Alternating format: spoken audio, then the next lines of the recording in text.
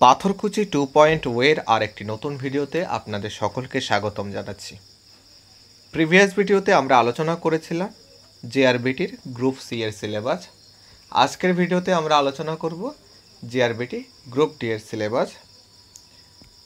GRBT group D এর syllabus আলোচনার পূর্বে বলে রাখি, কিছুদিন পূর্বেই আপনারা দেখেছেন প্রচুর যুবক যুবতী জিআরবিটি গ্রুপ সি এবং গ্রুপ ডি এ চাকরি পেয়েছে এবং জিআরবিটির পরীক্ষার মাধ্যমে সেটা হয়েছে। Directorate of employment service and manpower প্ল্যানিংয়ের থ্রুতে পরীক্ষাটা নেওয়া হয়েছিল এবং প্রচুর ক্যান্ডিডেট চাকরি পেয়েছে। শোনা যাচ্ছে জিআরবিটির পরীক্ষা আরও একবার হতে পারে, সেই সূত্রে আমাদের এই ভিডিও করা, আমাদের বলতে আমার এই ভিডিওটা করা। আজকে সিলেবাসে আলোচনা করব আমরা গ্রুপ ডি এর সিলেবাসটা, যেখানে আপনারা দেখতে পাচ্ছেন কিসের সিলেবাস মূলত এটা বেস করছে।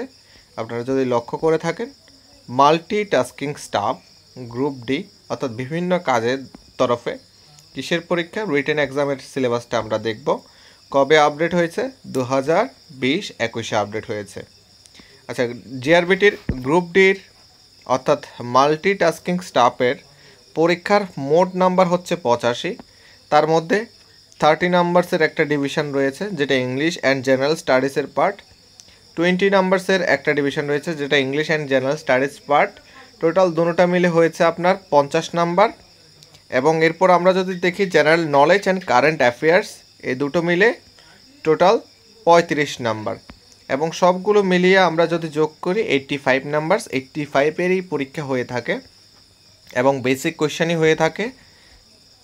তো আমরা সেই সিলেবাসটা একটু লক্ষ্য করি। প্রথম ইংলিশ অ্যান্ড জেনারেল স্টাডিজের অর্থাৎ স্ট্যান্ডার্ডটা আপনারা দেখুন, ক্লাস 5 স্ট্যান্ডার্ড পর্যন্ত ওএমআরের মাধ্যমে পরীক্ষাটা হবে। ওএমআর একটা কমন জিনিস, অবজেক্টিভ টাইপের কোয়েশ্চেন। ওএমআর ফিল আপের মাধ্যমে আমরা পরীক্ষাটা দেব। প্রথম 1 নম্বরে কি বলেছে, নলেজ অফ বেঙ্গলি আর ককবরক, যেটাই বলে থাকুন। কি কি ভোকেব দেখবে, অর্থাৎ শব্দভাণ্ডার, কম্প্রিহেনশন অর্থাৎ বোধমূলক এবং ট্রান্সলেশন অর্থাৎ রূপান্তর, ভাষার রূপান্তর, সেইটার দিকে ফোকাস করা হয়ে থাকে। এবং দ্বিতীয় নাম্বার অ্যারিথমেটিক জেনারেল অ্যারিথমেটিক আছে এবং বেসিক ম্যাথ এখানে আসে। কিসের উপর? Addition, subtraction, multiplication. Addition means যোগ বিয়োগ, সাবস্ট্রাকশন, এডিশন মিন্স যোগ, সাবস্ট্রাকশন বিয়োগ, মাল্টিপ্লিকেশন গুণ, ডিভিশন ভাগ, এবং ওই রিলেটেড ওয়ার্ড প্রবলেমস থাকে রিজয়নিং টাইপের। এরপর আমরা দেখব নলেজ অফ ইংলিশ, সেটাও এমআর এমসিকিউ টাইপসের কোয়েশ্চেন হবে। Parts of speech, gender, article, tense, use of since and for, punctuation, framing, WH question, basic concepts of sentence, synonym, antonyms. আপনারা যদি লক্ষ্য করে দেখুন, আমরা যে বেসিক গ্রামারের উপর ফোকাস করি, ওই ফোকাস আমাদের এখানেও আসছে।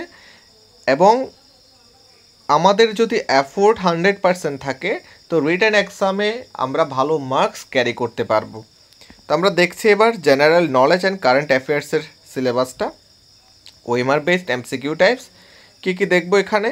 প্রথমত common experience and current events অর্থাৎ current affairs, problems with special reference to India and Tripura. এখানে ত্রিপুরার উপর গুরুত্ব আরোপ করা হয়েছে এবং ত্রিপুরার পোর্শনটা আমরা ভালোভাবেই দেখব ইন্ডিয়ার সঙ্গে সঙ্গে।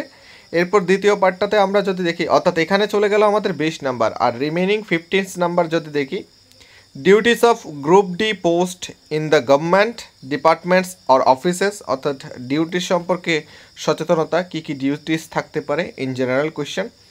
Name of sub division, district, blocks of Tripura, এটার উপর আমাদের ভালো একটা শক্ত দখল থাকতে হবে।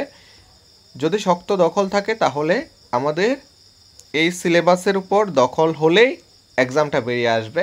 আশা করি আপনারা সিলেবাস ডিসকাশনটা দেখেছেন।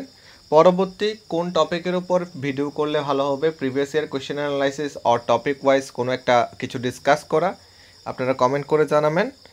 আশা করি আপনাদের বিষয়টা ক্লিয়ার হয়েছে। ধন্যবাদ।